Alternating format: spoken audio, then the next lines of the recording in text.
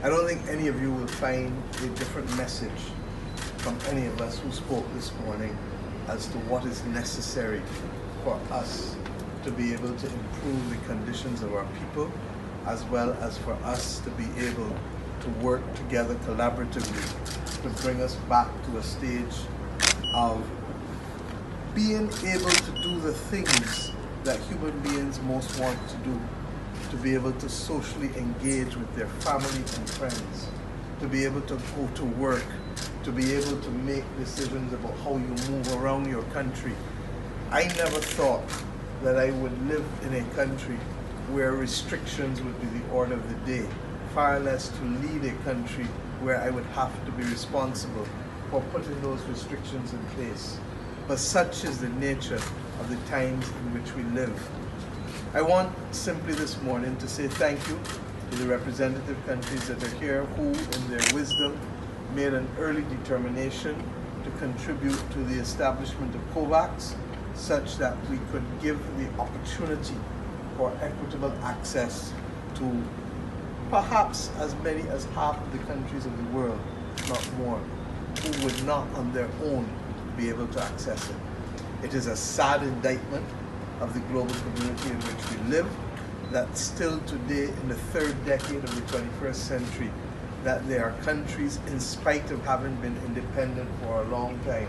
in spite of participating in a multilateral world, in spite of having the SDGs established as the goal to which we want to reach by 2030, in spite of all of these things, that we can be brought to our knees in a way that is so evidently unfair and inequitable. And Pope Francis, and you hear me refer to it all the time, has reminded us that this pandemic has brought out everything that there is to see about who we are. That in a crisis, those who want to exhibit good will rise to the top, and those who want to exhibit other things that are not good will also reflect those attributes, unfortunately, in the rest of the world. We have seen this fully in the last year. We saw it first with ventilators and basic therapeutics. We saw the world brought to its knees at a time when no one knew where or how to go. And rather than resort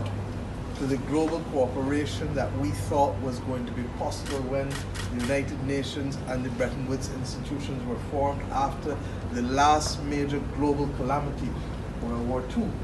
Regrettably, the institutions that were formed then have not proven to be totally fit for purpose, largely because of the fact that it has allowed the system to fail smaller nations whose access to the market has been compromised simply because we don't have enough orders to command attention.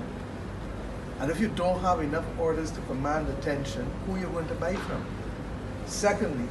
the notion of COVAX, we have learned, is the right notion. But what has perhaps been regrettable has been the scale and the pace of implementation. And to that extent, the global community must ask itself whether we ought not to have scaled it up more, and we ought not to have premised it as the first line of defense to global security. Because in the absence of this kind of equitable distribution, country by country by country by country, what we will get is a race with mutations and double mutations and variants that threatens to put each and every one of us at risk again.